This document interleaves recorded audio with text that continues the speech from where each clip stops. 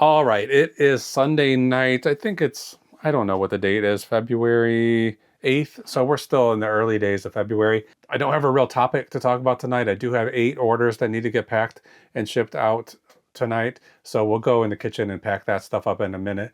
But I usually do an intro here where I tell you what's going on, some kind of news, some kind of lesson about eBay, I guess. But I don't really have anything tonight. So that's this is going to be a call to action right now. So I have a few different series on this channel.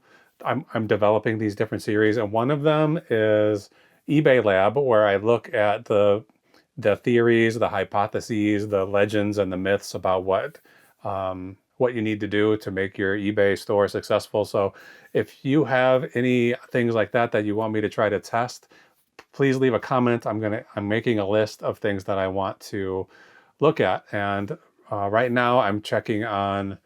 I'm trying to see if it's true that if you don't list every single day in your eBay store, that's going to affect the way eBay shows your listings to potential buyers. I haven't really, I haven't really dived. I didn't dove. I have not. I'm going to dive into those numbers a little bit deeper. I haven't looked at them that closely yet, but from what I could tell right now, it doesn't seem like it's been too detrimental to my sales numbers.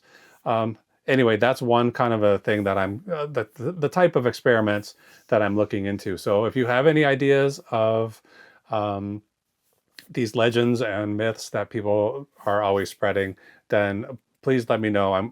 I got to get a long list together because I'm going to plan to continue this for the long term.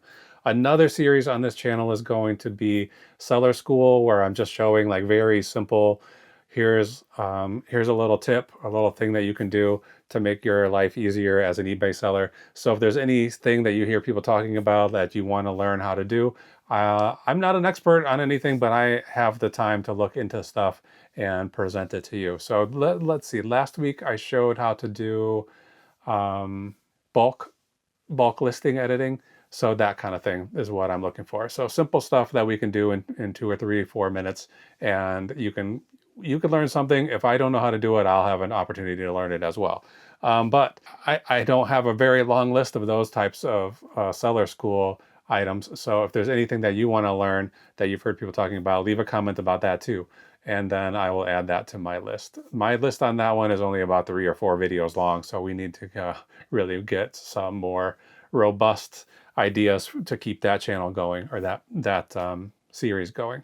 But tonight I'm going to just show you a couple of items, 2 things that I picked up today from a Facebook Marketplace deal, and one thing that I think this is the last thing that I picked up this week, over the last week or 10 days, that hasn't gotten listed yet and that I haven't showed you yet. So I'll show you this.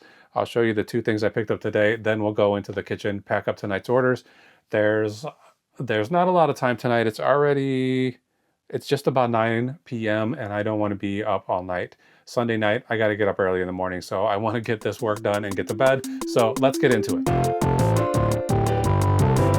Okay, here's a few things that are going to be getting listed very soon. In fact, I'm going to try to get photos of this stuff tonight and get them ready to list.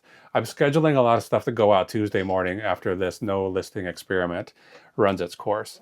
So first thing is this Halloween lava lamp. It's brand new. I just took it out of the box and it was still sealed. All of the cord is all wrapped up and everything. It's clearly never been used. I got this from Unique on half off day. So this would have been either last Monday or the Monday before that. I can't remember for sure. I think it must have been 2 weeks ago.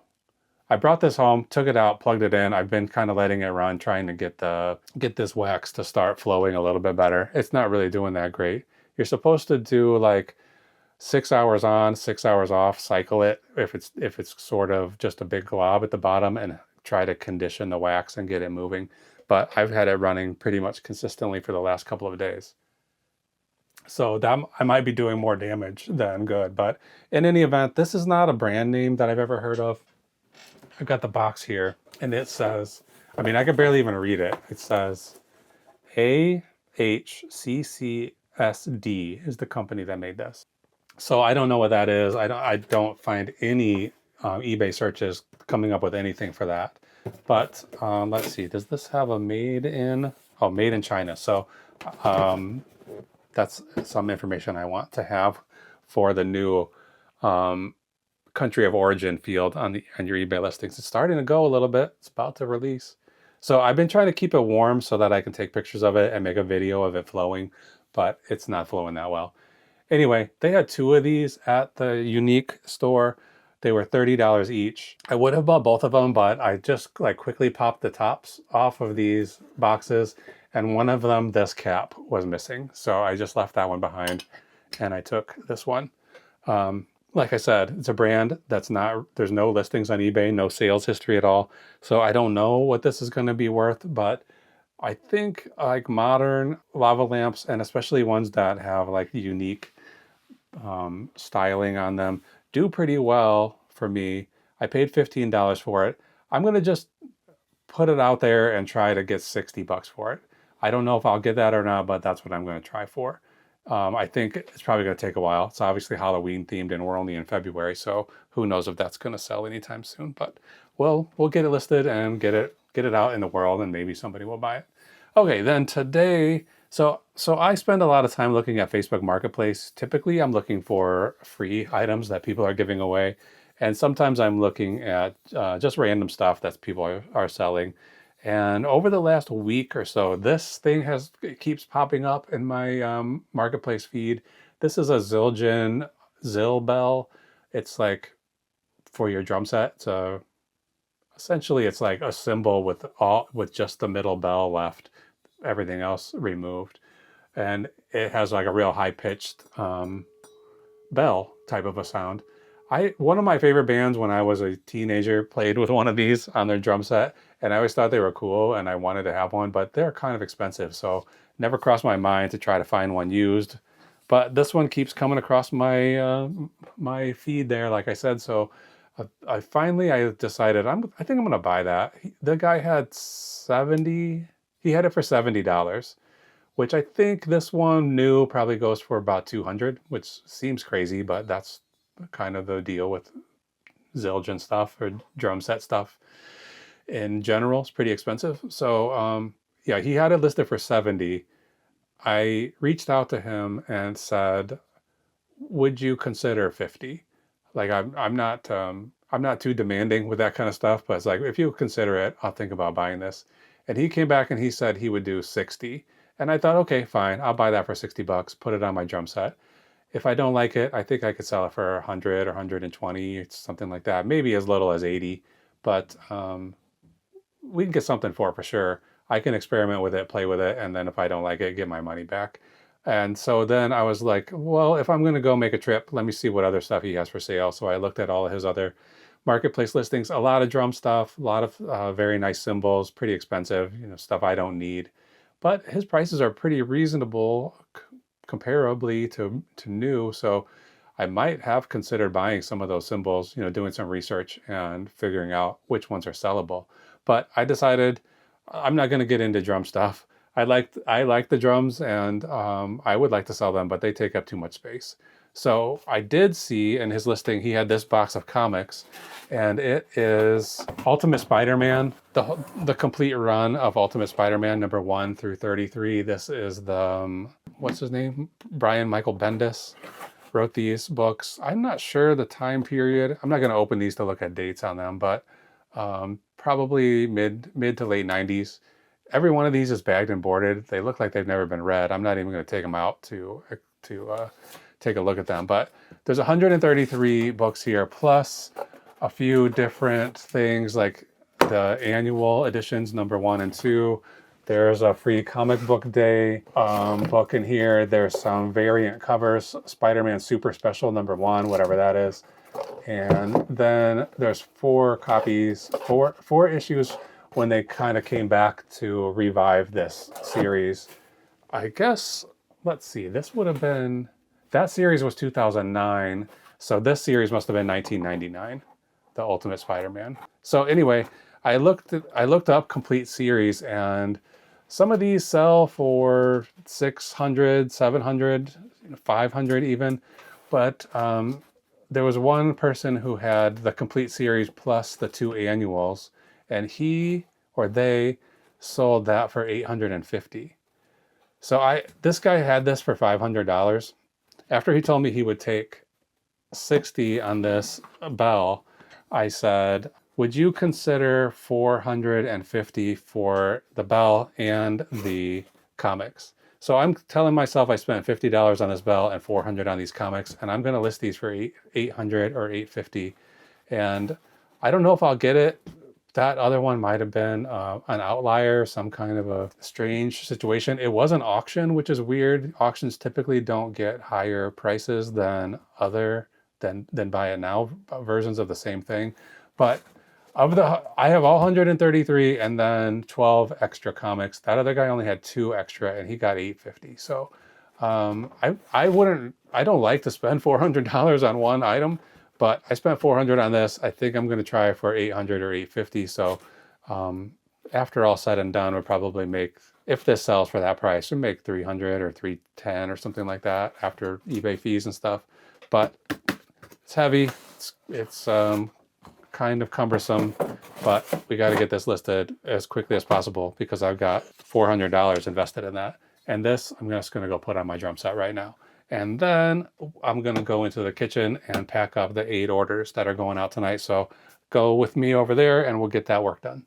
All right, I took about 15 minutes. I pulled everything that's going to get shipped tonight and boxes and bags and whatever else I need to get it put together. So we're going to try to get this done quickly, even though there is one of these that's going to be a little bit of a little hassle, but not too bad.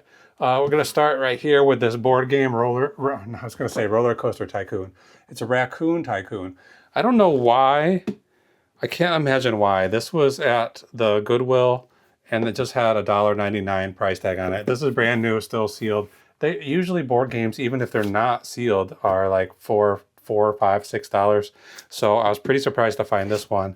It's not the most valuable game ever, but it's still worth more than $2. I sold it for 20, so that's 10 times what I paid for it. That's not bad. And it's going eBay International shipping. I don't know what country it's going to. Let's find out.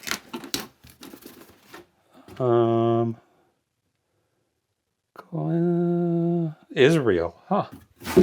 Mostly the stuff that I sell eBay International is going to Canada, the United Kingdom, Australia, and the Netherlands. I think those are probably the top countries that I ship to. So I haven't seen any Israels. That's kind of interesting.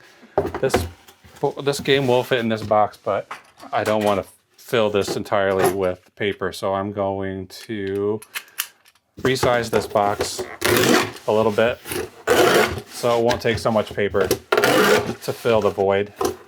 That's really the only reason why I'm making it shorter right now, because I don't want to waste an entire roll of paper filling this box all the way up. So is that 4? That's 4. Let's get some paper in there.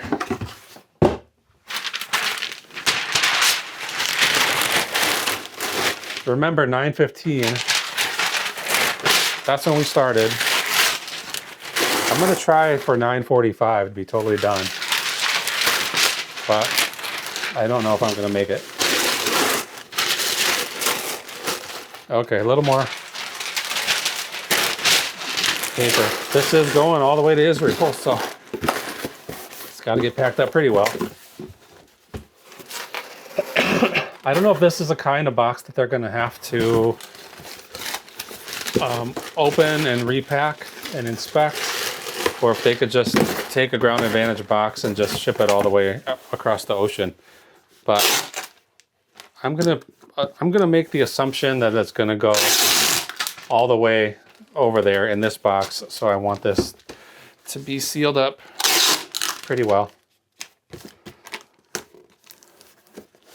And hopefully we don't have any issues. It feels like, I know a lot of people think that that eBay international shipping opens up and repacks everything, but they really don't. They only repack the things where, like the stuff that's going into countries that have more stringent policies about what kind of packaging materials you can ship into that country. Like I know Germany really wants you to use, recyclable materials. That's the main country I could think of. This is 12 by 12 by 5. A few years ago, maybe, they made it in Germany so you had to have some kind of a certification or a license or something to prove that you were going to be shipping using green materials. And that really put a damper on what stuff was able to get sent to Germany for a few months. Even eBay stopped shipping anything over there through eBay International Shipping until they got it figured out. But I guess they got their own certification or their own license or whatever, and so they're going to handle that. They're handling that now. You can ship stuff to Germany with no problems. All right, this thing is a wall hanging, key box. I locked it and took the key out. So it's upside down, but I guess it doesn't matter. It's one of these metal boxes. You hang it on the wall and then you can put all your keys in there. You can get them all labeled. This is really for some kind of an industrial situation. And I got this. What do I want to do with these keys? I got this from a convent. I had two of these from a church and a convent and a rectory. That's where the priests live. The nuns live in the convent, the priests live in the rectory. This was a Catholic church that was defunct. It wasn't in business anymore, and it got purchased by the village that it's located in. They're going to tear it down, and I bought a bunch of stuff there. I don't know how much of that stuff is left. A lot of it probably sold already, but it was basically like take whatever you want and essentially pay whatever you want for it. It was very loosey-goosey. And I took both of these off the wall, just 2 screws holding them on. The first one sold, I think probably within a week of me listing it. And then this one has been sitting since, this was all the way back in November of 2024. So a full year and then 3 or 4 months it took to sell this one. I sold it for $40. I think the first one I sold for more like 60, 55 or 60 maybe. It's not that difficult to ship because it is basically indestructible. This is solid steel, but I don't want to try to put it in a box and put paper all around it. So I'm just going to make a quick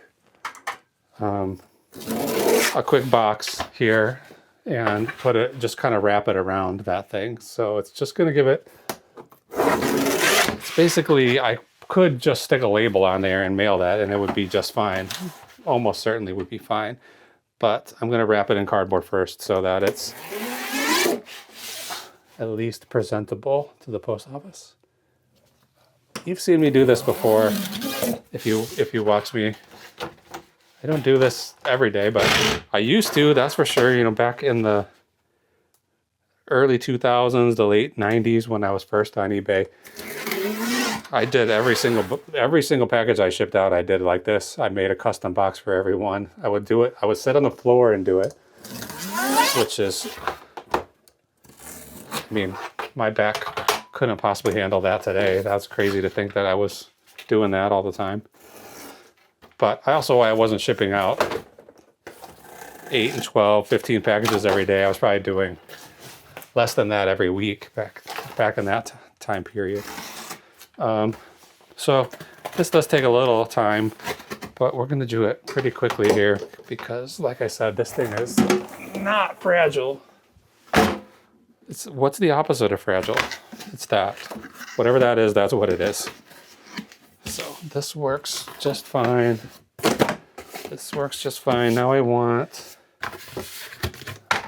where'd my marker go?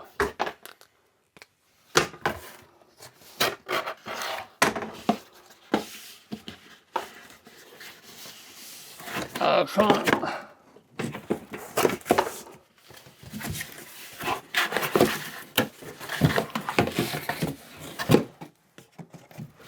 Okay, after this, gonna be smooth sailing.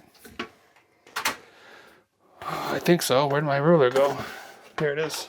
I need to paint this ruler or something. It blends in with this black mat on this bench top, so I always lose it.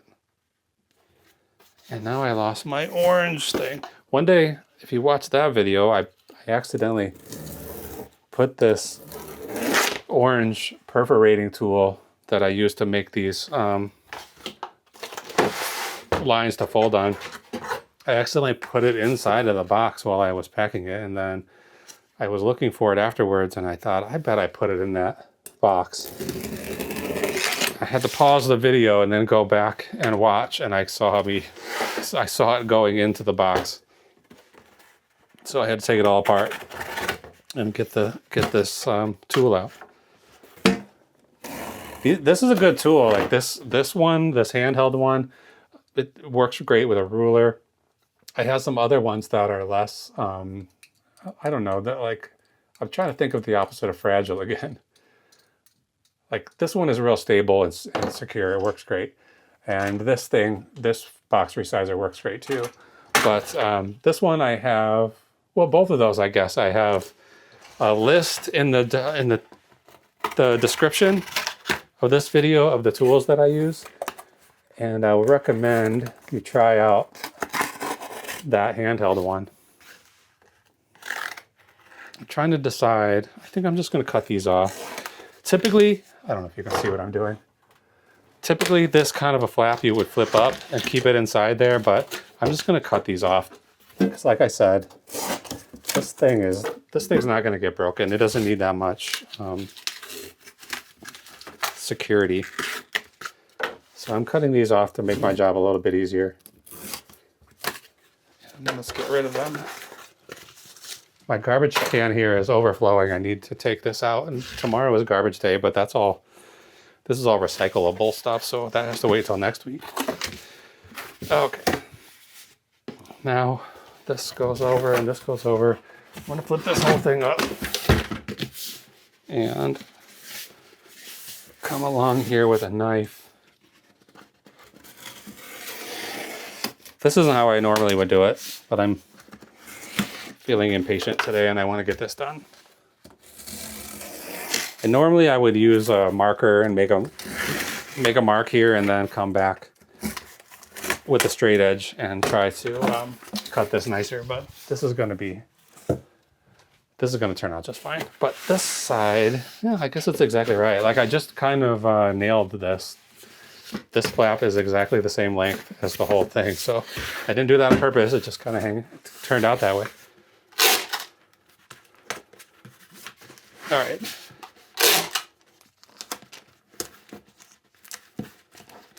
So I guess if somebody in the post office drops this from 6 feet or drops something extremely heavy on it from 6 feet, it could get a dent in it.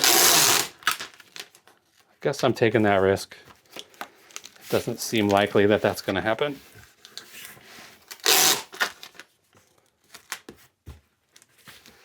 Okay.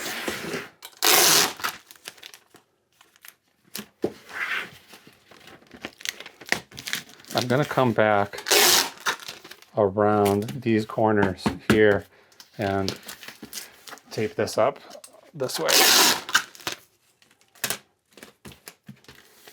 This is basically taking the place of those flaps that I cut off. It's better to leave them in, but you usually have to do sort of you can't put them in there if they're straight. You got to put some kind of a bevel on them to get them to go in there. So I didn't feel like doing that.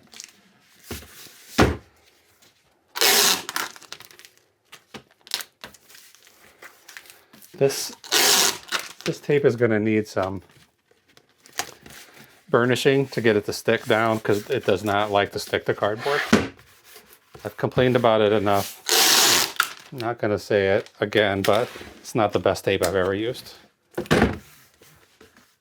If you want to know the brand that I don't like, that I'm stuck with because I bought a whole case of it, you can go back a week or two and find the video where I'm just, I don't know, I was going on a rant about this tape because I don't like it. It doesn't stick. It just doesn't stick.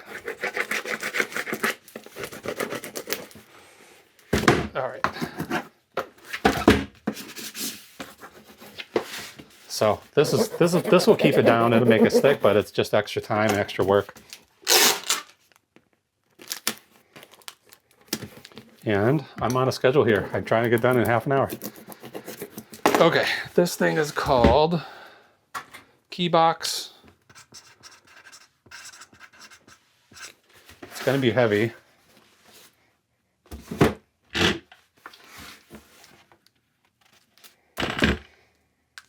£11.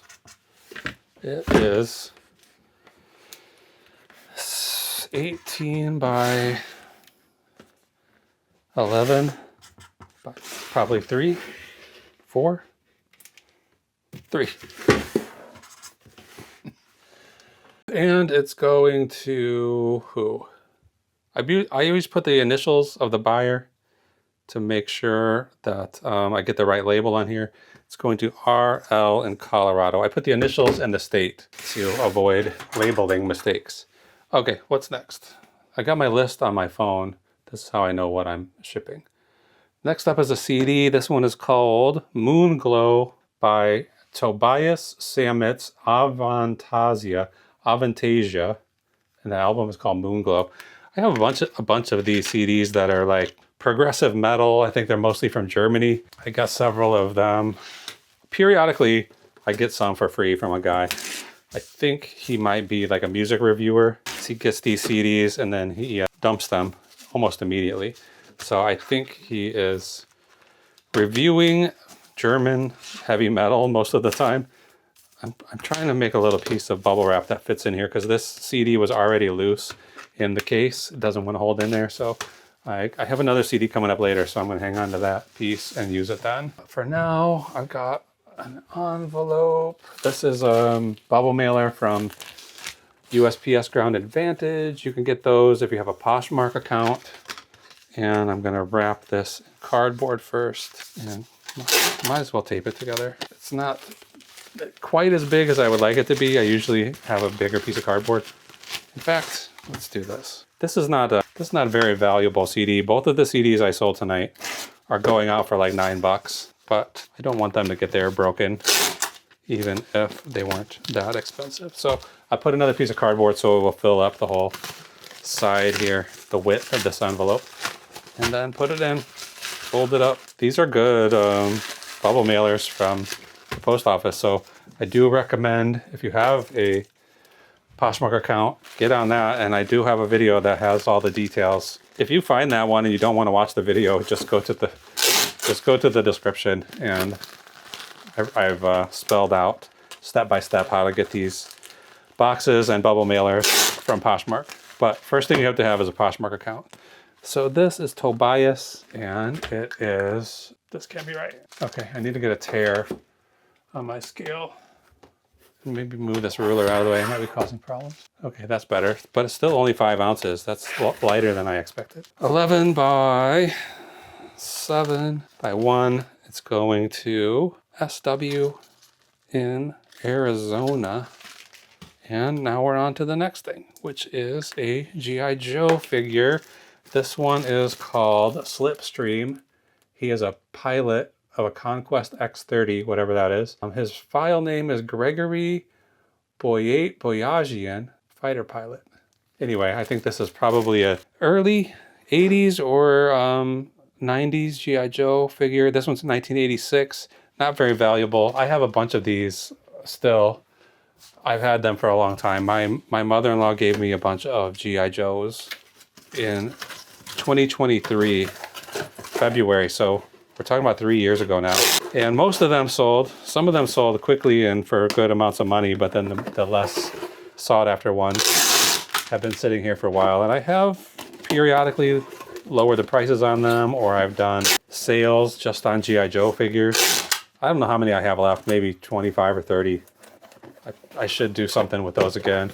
I was thinking about a little while ago, I was thinking maybe I should just lot these all up and sell all the G.I. Joe stuff in one go, clear it all out of here. But that's not the kind of work I want to spend my time on, just ending listings and redoing them. But I might have to if these don't start selling quicker. I think this guy I had listed for $12.99, maybe $11.99, and somebody sent an offer for $10. But some of them, they sold for $75, $100 individual figures like this.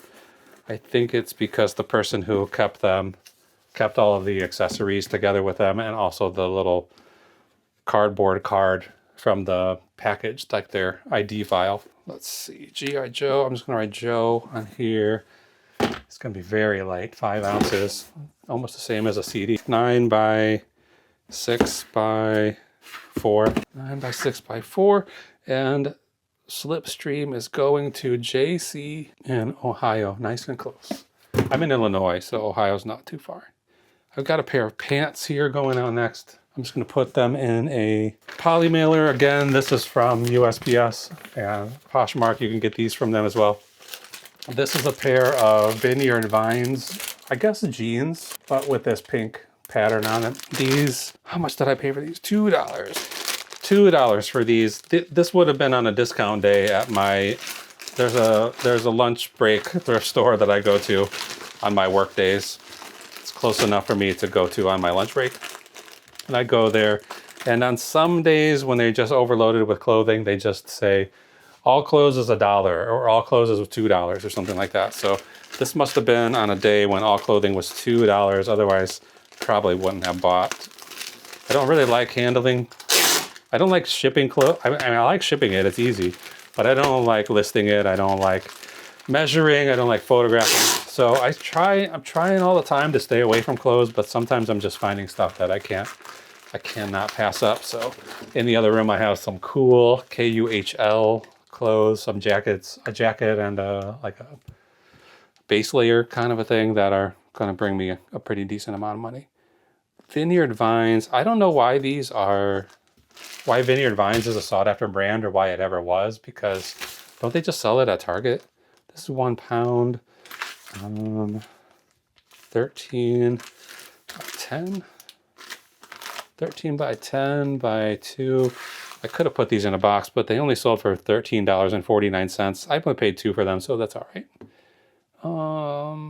SG in South Carolina.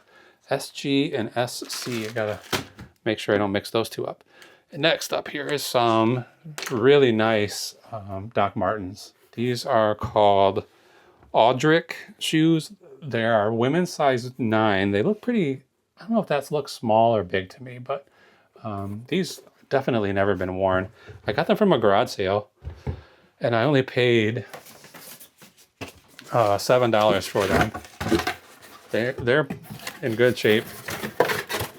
It seems like they probably took them out of the box and never wore them, and then sold them at a garage sale. This sale is right around the corner here, like a couple blocks away from me, and I've usually just kind of stumbled upon it when I'm out taking Pineapple, our dog, for a walk, and we've gone to that sale. They usually do, it's these kind of people who do a sale like 3 or 4 times every summer. So I have bought some stuff from them before. I have also, well, I bought some stuff from them that they told me was one thing that turned out to be something different. So either they don't know what they're talking about or they were misleading me. I'm not too upset about it, but I'm going to be careful when I buy stuff from that garage sale again in the future. I'm going to try to wrap these in bubble wrap and then maybe also in paper. These boxes, again, these are the Poshmark boxes. This size, sort of like a shoebox size, so it seems appropriate to put these shoes in there. I'm gonna try to do it like one down in the bottom and then one here in the top. And am I gonna have room? I might not even be able to fit these. I don't think I'm going to. Let's see, what if I did them this way? No, they're not going to fit in here. I got to find a different box. All right, this box is going to be a little bit better. This one's probably a little too big, but I'm not going to chop it down or anything. I'm going to just fill it with paper. These shoes, like I said, I paid $7 for them.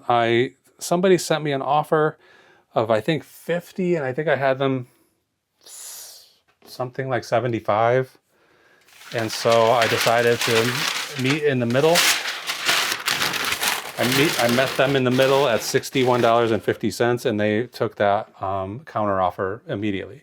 So next, one of my next experiments I'm going to be working on is about counter offers.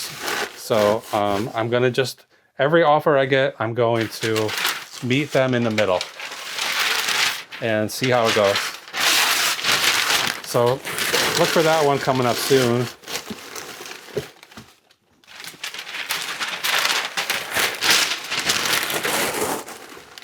On the eBay Lab series. I think that's going to be interesting. I don't feel like I have much luck with counter offers, but until you actually put everything down on paper and track those numbers, it's almost impossible to know something. You can have a gut feeling, but gut feelings are, often wrong. So I'm going to just test that for myself. See if I'm doing counter offers all the time, am I getting more sales? Because I have been inundated with offers lately. I don't know what's going on exactly.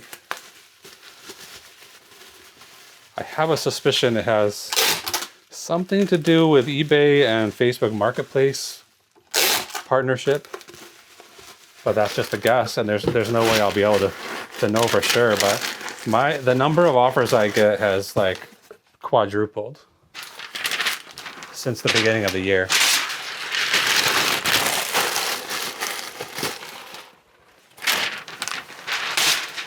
Let me see, when did I buy these shoes anyway? In September. I expected they would sell almost immediately. Nice shoes, big chunky soles. So I was surprised they took this long to sell. But I'm glad, $61.50, not a bad return on a $7 purchase.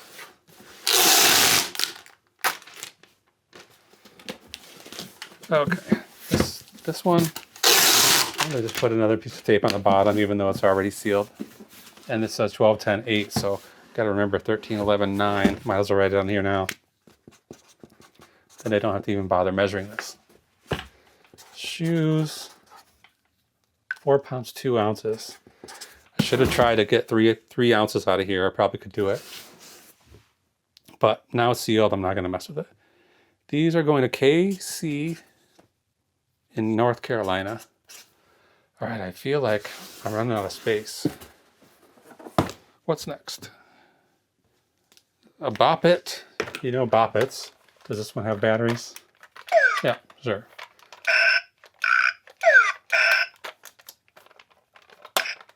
There it goes.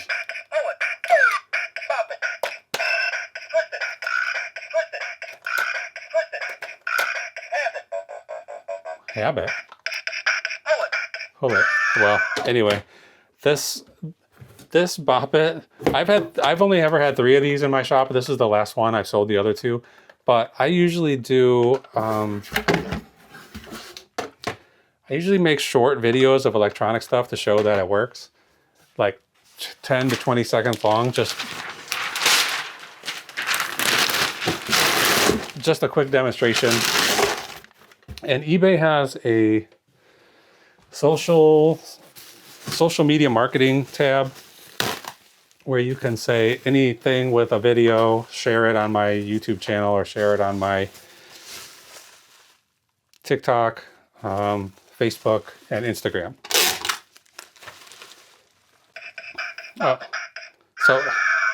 So pretty much the only shorts I ever post on YouTube come from that. Oh, come on.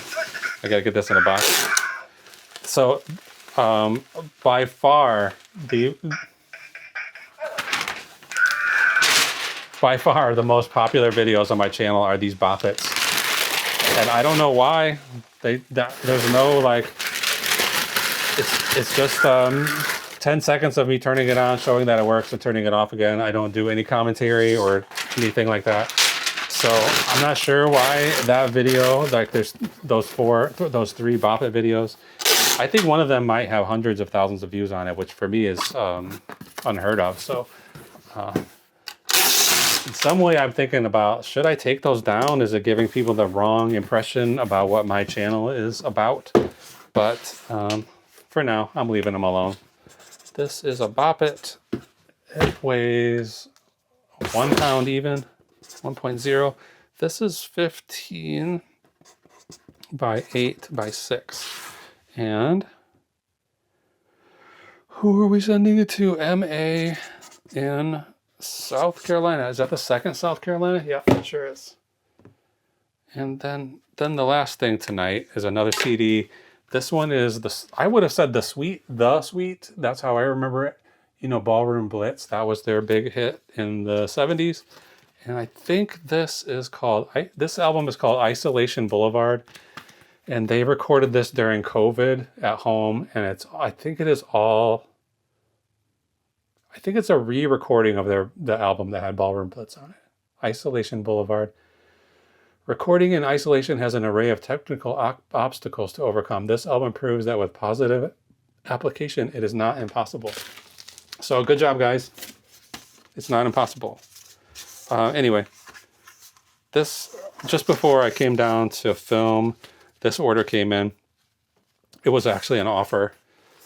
And I had a guy, I think I told this story on a video the other day when I was feeling particularly uncharitable. I had someone sending me offers on this CD, which I have listed for $10, $9.99.